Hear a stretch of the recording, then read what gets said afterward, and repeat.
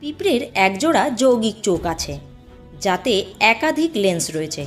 তবে সাধারণভাবে বেশিরভাগ প্রজাতির পিঁপড়েরা খুব দূরে দেখার জন্য কোনো জিনিসের নড়াচড়া, তাদের পা এবং অ্যান্টেনা থেকে পাওয়া তথ্যের ওপর বেশি নির্ভর করে। ভাবতে অবাক লাগলেও এটাই সত্যি যে পিঁপড়েদের কিন্তু ফুসফুস নেই। এদের শরীরে অনেক সূক্ষ্ম সূক্ষ্ম ছিদ্র থাকে, যেগুলোকে স্পিরাকেলস বলে।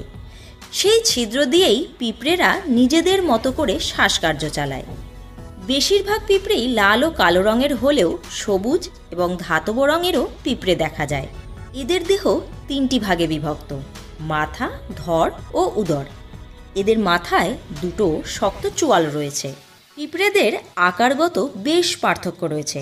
0.030 ইঞ্চি থেকে 2 ইঞ্চি পর্যন্ত লম্বা পিঁপড়ে দেখা যায়। সবচেয়ে লম্বা প্রজাতির